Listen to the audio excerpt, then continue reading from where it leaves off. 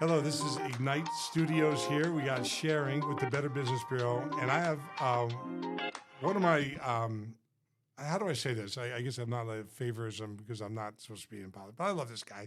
And I've known him for a long time. And true disclosure, my daughter worked for him for one winter break. I guess she made good coffee because she's now a diplomat somewhere in Lithuania, making even better coffee. How about that? I think they probably have better coffee in Lithuania than we do. They do.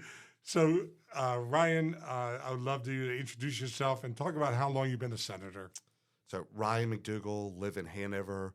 I've been in the Senate since 2006. I was in the House of Delegates since 2002, so it's been a few years. Wow. And my area used to go up and include the Northern Neck and Middle Peninsula over to Spotsylvania, but it's switched east now and goes New Kent, James City County, King and Queen, Gloucester, Matthews, Hanover. Wow. So I didn't know that change. Okay. And what makes you decide to run for office each time? Each time your terms get near the end and you can walk away. You can get your life back. You get your daughter back. I met her before she was born, right? She was an infant. I remember that. And your wife, you could walk away any day. And it's not for the money you're doing this. yeah, the $18,000 a year salary is not keeping you engaged in the business. When I ran for Senate, and if I won, I knew I wasn't going to give up my car dealership days because I wasn't going to go too far with $18,000. But why do you keep running? Well, when I originally ran, it's because I had a view about what government should do and, more importantly, what government should not do. I think that gets lost these days. People want government to be the solution, and sometimes government needs to help, but they should not necessarily be the solution. Look at y'all, Better Business Bureau. The government is not running it. You partner with them in areas where it works together, but y'all find the solution, not government. Some years, though, it's a struggle to think about running. It is a lot of time. It takes time away from your business. It certainly costs a lot of money because you aren't able to, in my case, practice law, do those things.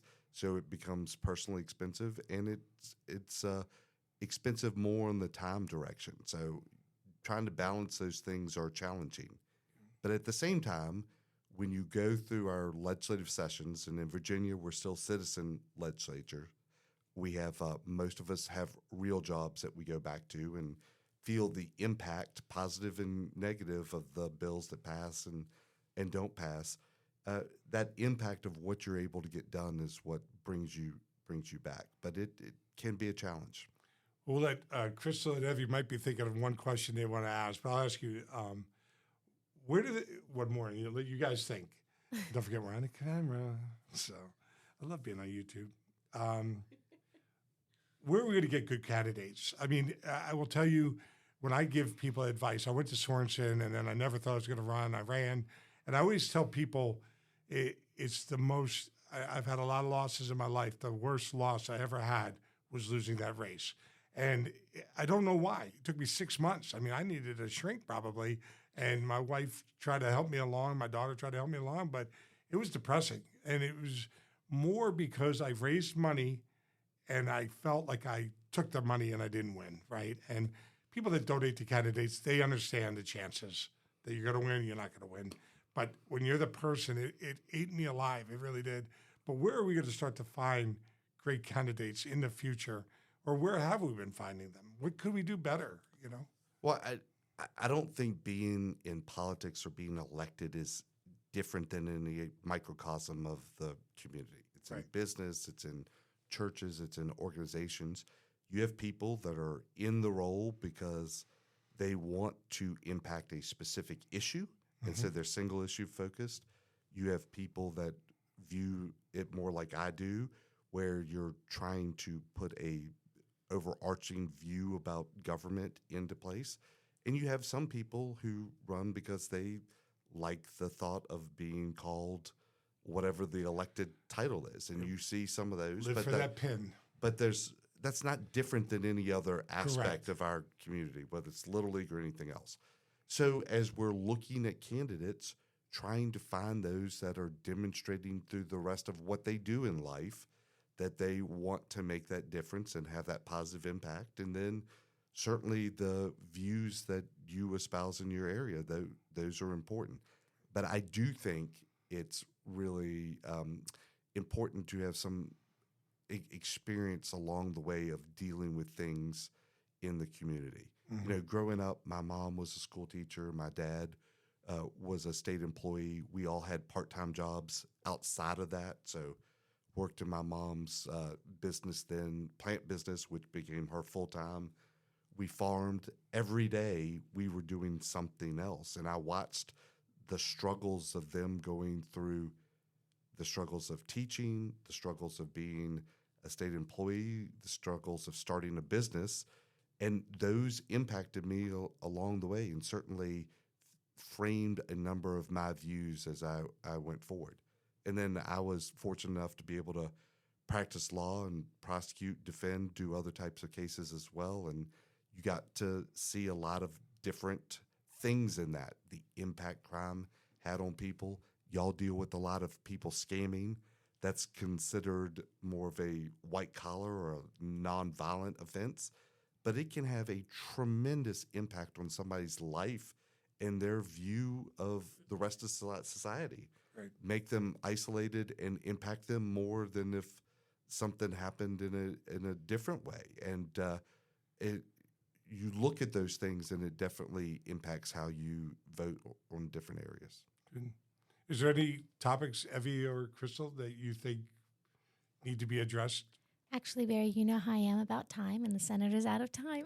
There you go. You are awesome. You keep us on board. But again, She needs to come work for me, Barry. 'Cause Yeah. I am not good at time. I'm always late. That's why she runs the show, and I know this is only what I'm doing. But it's a good point. But obviously, food, the food banks, how do we cure this once and for all, that people can have food, what's it called? Insecurity. Food insecurity. Dr. Avoid Hong, food insecurity, yeah. cancer survivor doctor at Massey, was here last week, and she talks about 40% of the cancer survivors she's treating have food Insecurity. and that's a big deal. And even though we have all these food programs, fentanyl is obviously a problem, mental health, housing, credit. It's so much that's got to get done, but it's on a federal level and at a state level. But you just need clear communication, and I hope people give that to you, and because you're always willing to listen, and you just listen, and then you decide from there. But we'll let you wrap up. Anything else you want to say? Well, I would say, as we're dealing with problems, government needs to be the partner. It does not need to be the solution. And when we look at some of these issues, whether it's homelessness or food insecurity or fentanyl, you have to have a structure from government to help. But I think we make a mistake when we say government is the lead and we rely on government, because they're never going to be as creative, never going to be as efficient, and never going to be as nimble as people in the private sector to find solutions. And the solutions are, if we had silver bullets for all of them, we have already fixed it. But the solutions tend to change, and you need people that are creative and in the trenches getting it done. And I think that's just a fundamental different view that sometimes we bring into the political legislative process. Correct. And again, we don't get political, but again, the government, we're looking at the BBB to try to solve issues, and we're with for-profit companies, but it always goes back to the individual, and that's the responsibility we're trying to get everybody to take. And that was well said, and I appreciate this. So we'll wrap it up. The podcast is BBB Sharing at Ignite Studios. Thank you. Thank you. Thank you.